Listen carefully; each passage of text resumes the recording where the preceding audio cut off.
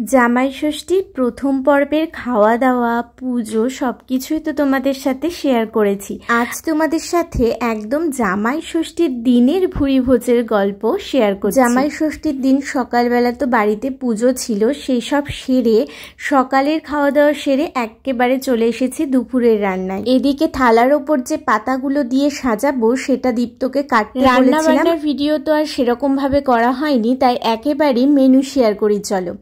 প্রথমেই ছিল সাদা ভাত, একদম সামনের পাতে ছিল কালো জিরে ফোড়ন দিয়ে লাল শাক, ডাল দিয়ে খাওয়ার জন্য ছিল বেগুন ভাজা, মিষ্টি কুমড়ো ভাজা, আলু বরবটি ভাজা, পটল ভাজা, আর এদিকে ছিল মাছ ভাজা।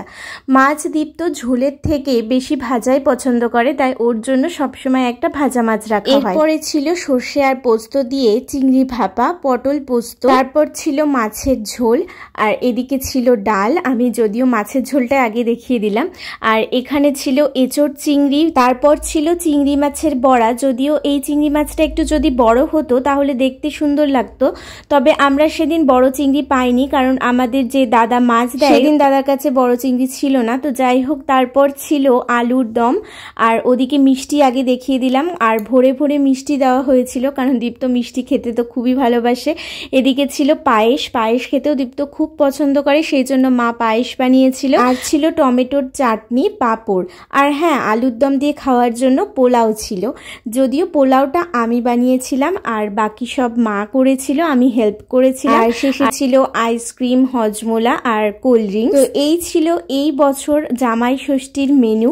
আসলে জামাই ষষ্ঠীর তো অনেক রকম খাওয়া দাওয়া হয়েছে, তবে এটা ছিল জামাই ষষ্ঠীর দিনের মেনু।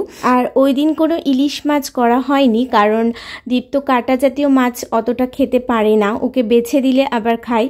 তো ওই দিন ওই জন্য ওটাকে স্কিপ করা হয়েছিল। আর পাবদা মাছ তো আমরা আগেই খেয়েছি বাড়ি গিয়েই, সেই জন্য আর আনা হয়নি। আর মাংস করা হয়নি, কারণ আমাদের বাড়িতে ওই দিন পুজো ছিল, তাই পুজোর দিন মাংস আমাদের বাড়িতে তোলা হবে না। তবে বাড়ি গিয়েই কিন্তু আমরা মাংস, ফ্রাইড রাইস এইসব দিয়ে খাওয়া দাওয়া সেরে দিয়েছিলাম, তোমাদের সাথে সেটা শেয়ারও করেছি।